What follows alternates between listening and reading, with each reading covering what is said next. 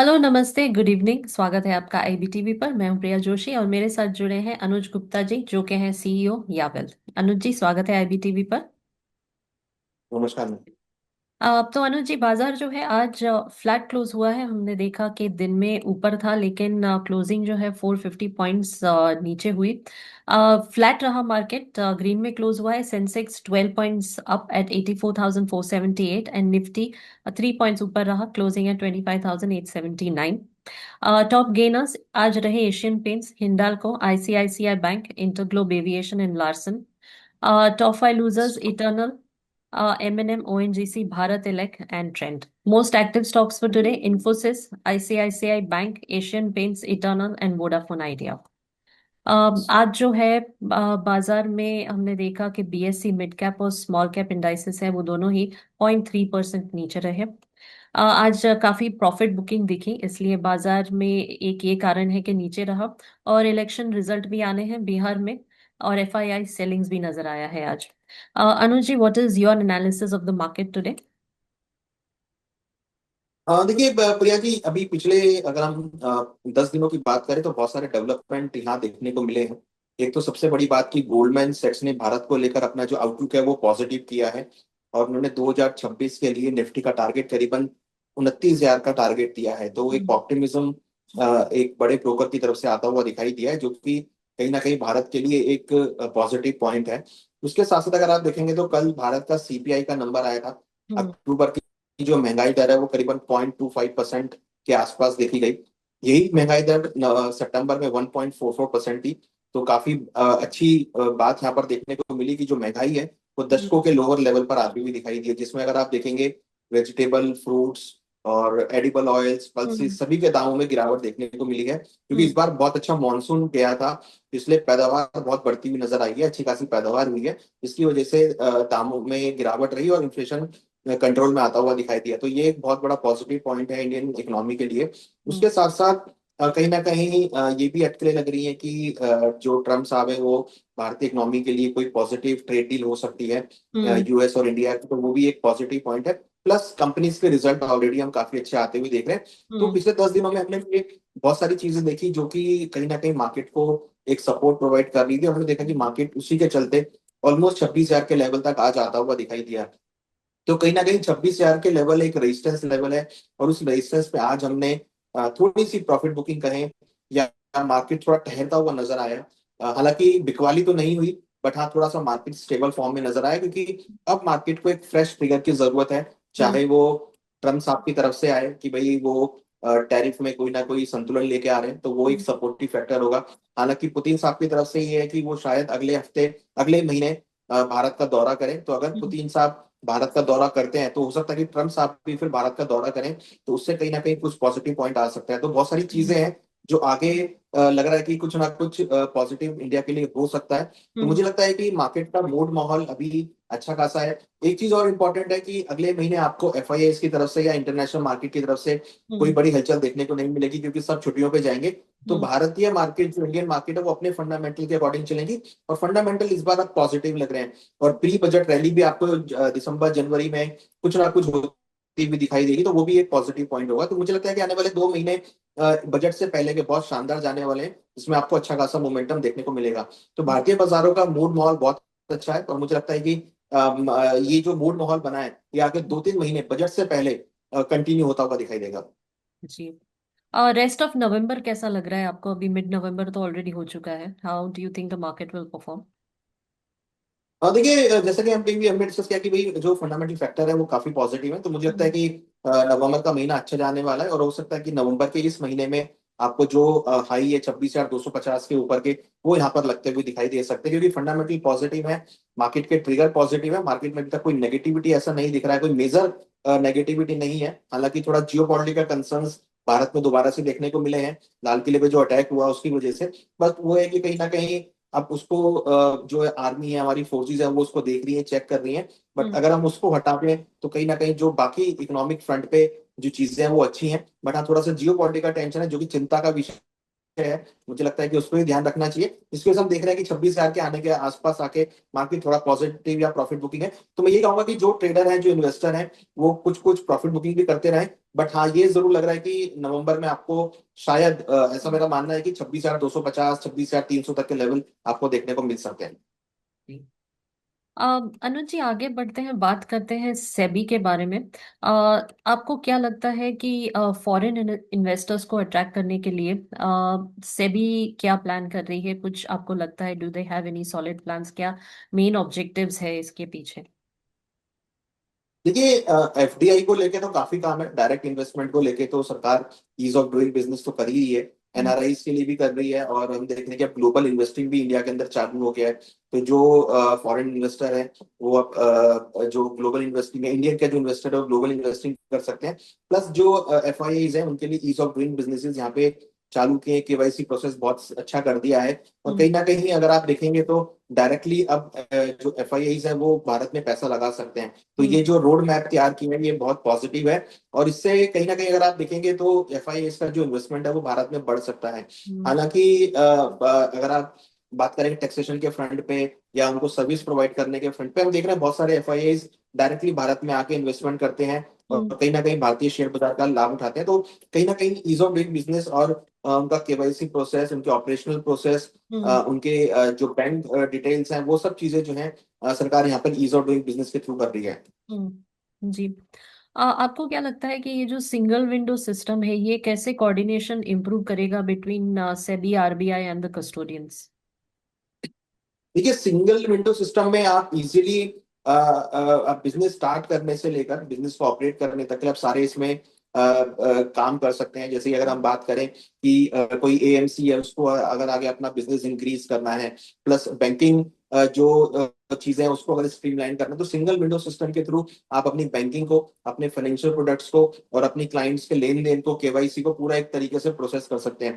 पहले ये अलग अलग था कि आपको पहले सेबी से लाइसेंस लेना पड़ता था, फिर आपको बैंकिंग लाइसेंस लेना पड़ता था, बैंकिंग के थ्रू जाना पड़ता था। अब अगर आप सिंगल विंडो सिस्टम में है तो आप एक ही प्रोसेस के थ्रू सारी चीजों को एक साथ लाइमलाइट में ला सकते हैं, एक ही चीजों को आप स्ट्रीमलाइन कर सकते हैं, जिससे कि जो बिजनेस करने का तरीका है वो बहुत इजी हो जाता है। हम्म। सपोज अगर किसी को नया एएमसी कंपनी ओपन करनी है तो वो एक सिंगल विंडो के थ्रू अपने बैंकिंग के सारे काम करा सकता है, अपना लाइसेंस वहां पे ले सकता है। हम्म। प्लस उसके बाद जो केवाईसी है, जो रेगुलेशंस है आरबीआई का या सेबी का, उसको फॉलो कर सकता है। उसको बार बार डॉक्यूमेंटेशन करने की जरूरत नहीं है, अगर उसने एक बार डॉक्यूमेंट कर दिए हैं तो वो सभी में एप्लीकेबल होंगे। तो ये सिंगल विंडो सिस्टम जो है बहुत अच्छा किया है। अगर आप देखेंगे तो कहीं ना कहीं सेबी ने सिंगल विंडो सिस्टम लाके बहुत सारी चीजों को रेगुलेट कर लिया है, कंट्रोल कर लिया है, जिससे कि जो रेगुलेशंस हैं वो इंडिया के अंदर अच्छी तरीके से लागू हो सके, और कहीं ना कहीं जो भी अगर कोई वहां पे गड़बड़ी कर रहा है तो इजीली पकड़ में आ सके। हम्म।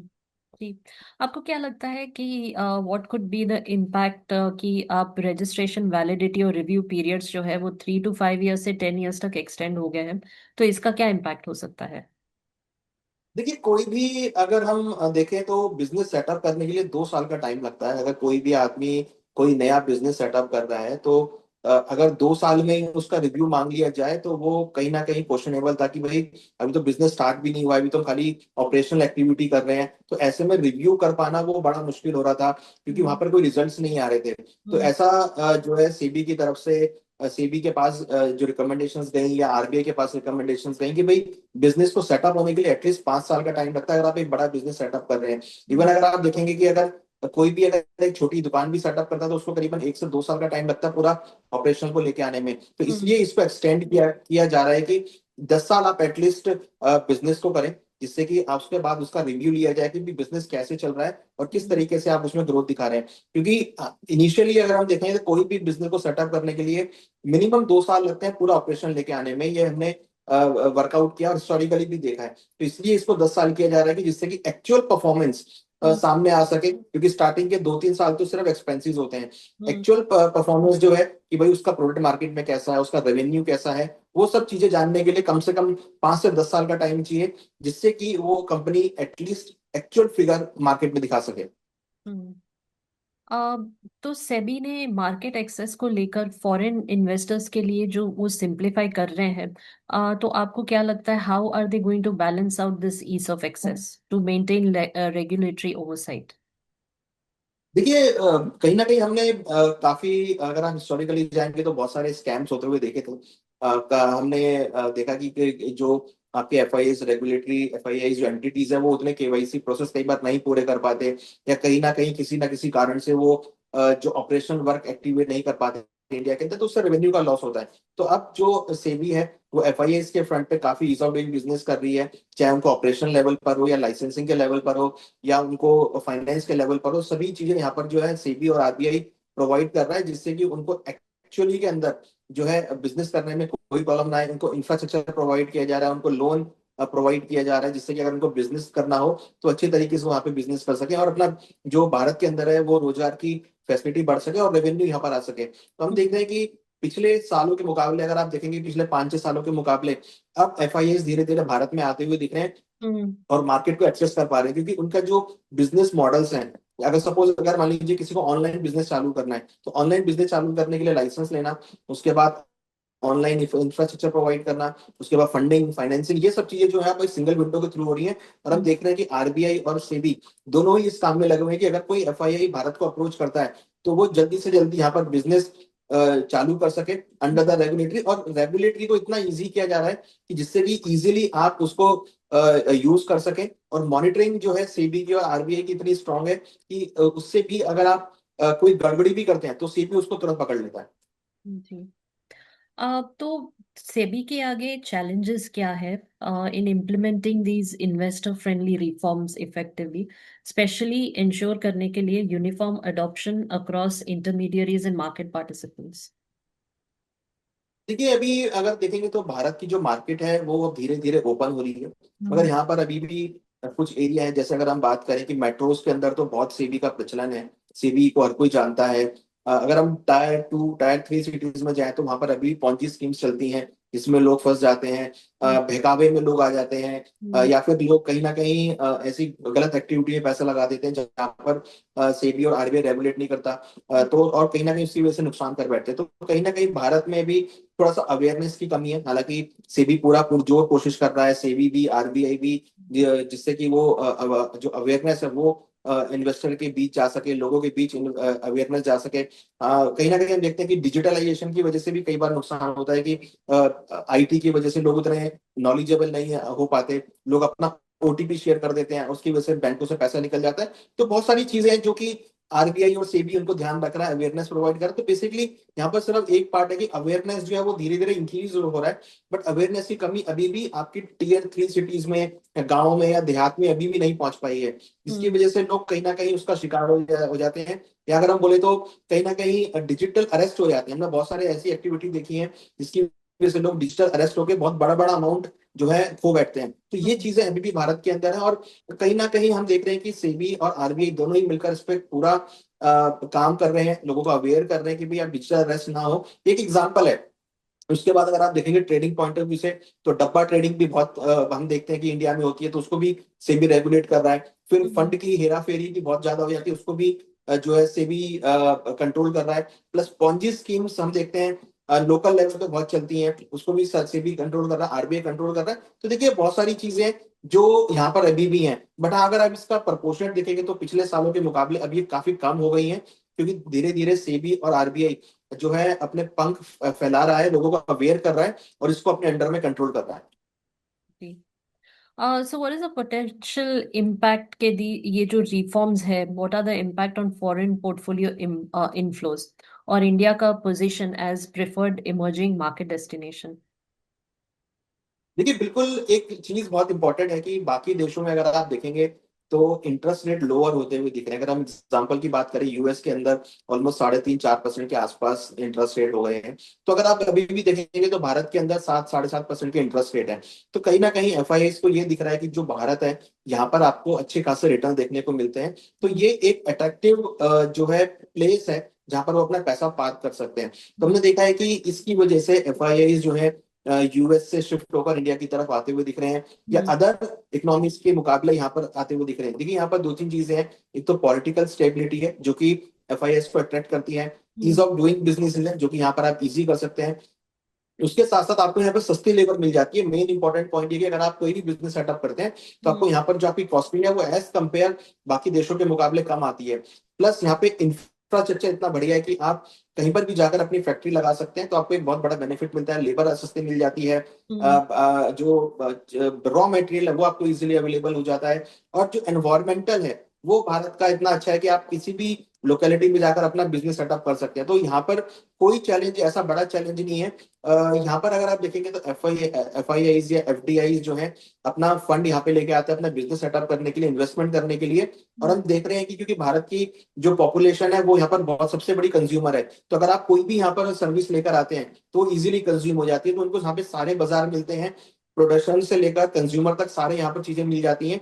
तो हम देख रहे हैं कि उसकी वजह से जो एफडीआईज है या एफपीआईज है वो भारत की तरफ आते हुए दिख रहे हैं। और अगर आप देखेंगे इमर्जिंग इकोनॉमी में, तो भारत अभी भी बहुत इमर्जिंग इकोनॉमी है, क्योंकि हम अगर आप देखेंगे तो थर्ड नंबर पर सबसे बड़ी अर्थव्यवस्था बनने जा रहे हैं। तो यहाँ पर अगर आप देखेंगे तो बहुत अपॉर्चुनिटीज हैं, और हम्म। एफआईएस को दिख रहा है कि बाकी कंट्रीज के मुकाबले यहाँ पर आपको आरओआई काफी अच्छा मिलता है। जी। मेरा आखिरी सवाल है कि सेबी के लिए foreign investors low risk category में वो कैसे कंसिडर करते हैं और उनको प्रायोरिटाइज कैसे किया जाता है? देखिए, डिपेंड होता है कि उनका बिजनेस मॉडल क्या है। अगर हम्म। वो एफडीआई है तो वो किस एफडीआई में पैसा लगा रहे हैं, और हम्म। अगर वो एफपीआई है तो उनका ट्रेडिंग मॉडल कैसा है। अगर हम्म। वो ट्रेडिंग करने जा रहे हैं, इन्वेस्टमेंट करने जा रहे हैं, या इक्विटी हम्म। मार्केट में है, या किस सेगमेंट में वो पैसा लगा रहे हैं, वो यहाँ पर चेक करना पड़ता है कि उनका क्या मॉडल है। तो basically it's depend on the model कि उनका मॉडल क्या है। अगर वो एफडीआई है तो वो किस प्रोडक्ट में पैसा लगा रहे हैं, और उससे भारत को क्या रेवेन्यू अर्निंग होगा, ये सेबी और आरबीआई दोनों उसको चेक करते हैं। उसके साथ साथ एफपीआई का भी डायरेक्ट इन्वेस्टमेंट होता है, उसकी इनकी केवाईसी पूरी सिस्टम से की जाती है, उनका बैंकिंग हम्म। तरीका पूरा चेक किया जाता है। हम्म। हमने बीच में देखा था जैन स्ट्रीट का एक स्कैम हुआ था, जिसमें सेबी ने उनको काफी बड़ी पेनल्टी भी उनसे ली थी। तो देखिए, सेबी का जो मॉडल है मॉनिटरिंग बहुत स्ट्रांग हो गया है।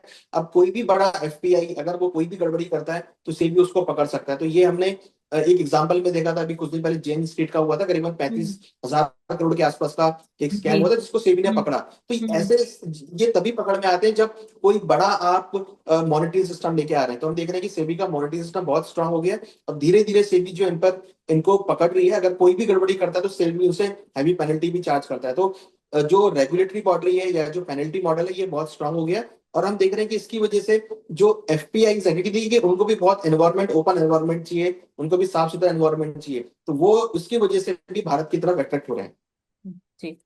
और कुछ अनुज जी आप इस विषय में बताना चाहेंगे? देखिए, हमने देखा है पिछले 10 सालों में, 10-15 सालों में से भी बहुत एक्टिव हुआ है हम्म। मार्केट को लेके, मार्केट पार्टिसिपेंट्स को लेके, मार्केट को स्ट्रक्चर बनाने के लिए, मार्केट में पॉन्जी स्कीम को बंद करने के लिए। तो यहाँ पर सेबी काफी हद तक सफल भी रहा है, और धीरे धीरे जो अवेयरनेस है हम्म। इंडिया इंडिया के अंदर वो बढ़ती हुई दिख रही है। जो फॉरेन के दरवाजे हैं वो ओपन हो रहे हैं। अब आप ग्लोबल इन्वेस्टिंग भी इंडिया के थ्रू बैठ के कर सकते हैं, पहले ऐसा नहीं था। अब हम्म। आपको अगर यूएस के स्टॉक में पैसा लगाना है तो आप यूएस के स्टॉक में पैसा लगा सकते हैं। हम्म। इवन सरकार ने कहीं ना कहीं, अगर हम बात करें कि लोग क्रिप्टो के ऊपर काफी अट्रैक्टिव होते हैं, क्रिप्टो को भी सरकार ने बोला है कि आप 30% टैक्स देकर क्रिप्टो में भी इन्वेस्टमेंट कर सकते हैं। तो सरकार अब धीरे धीरे ओपन हो रही है, सेबी ओपन हो रहा है, और नए नए, देखिए अभी गिफ्ट सिटी को उन्होंने लॉन्च किया है, जो कि आप अब गिफ्ट सिटी में बैठकर आप इंटरनेशनल मार्केट को एक्सेस कर सकते हैं। तो बहुत सारे नए नए प्रोडक्ट सेबी लेके आ रहा है, जिससे कि जो भारतीय निवेशक है वो बिना बाहर जाए अपना हम्म। पैसे को बाहर की मार्केट में भी यूटिलाइज कर सकता है। हम्म। ईटीएफ ऑलरेडी यहाँ पर आ चुके हैं, म्यूचुअल फंड ऑलरेडी यहाँ पर है। तो कहीं ना कहीं बहुत सारे आयाम अब ओपन करे हैं, जिससे कि भारतीय निवेशक भारत की मार्केट, बाहर की मार्केट में अपने इन्वेस्टमेंट को नया आयाम दे सकता है और अपनी वेल्थ जनरेट कर सकता है। जी। अनुज ji thank you so much, अच्छी जानकारी दी आपने इस विषय के बारे में। और कुछ आप कहना चाहेंगे बिफोर वी वाइंड अप? देखिए, यहाँ पर हमने जो भी डिस्कस किया है वो नॉलेज और अवेयरनेस के लिए। हम्म। कोई भी अगर आप ट्रेड लेते हैं या कोई भी व्यापार करते हैं तो फाइनेंशियल एडवाइजर से जरूर डिस्कस करें, हम्म। क्योंकि मार्केट बहुत वॉलेटाइल है, मार्केट पूरे ग्लोबल एंगल से भी आपको देखना चाहिए। तो एक एडवाइजर को आप अगर चेक करेंगे तो आपको एक अच्छी सलाह मिल सकती है। जी बिल्कुल। हम हमेशा यही कहते हैं अपने दर्शकों को कि एक एडवाइस लीजिए और अपनी तरफ से जांच करके फिर इन्वेस्ट कीजिए। Anuj ji thank you so much for joining us today. Next week मिलेंगे। धन्यवाद। थैंक नमस्ते। यू।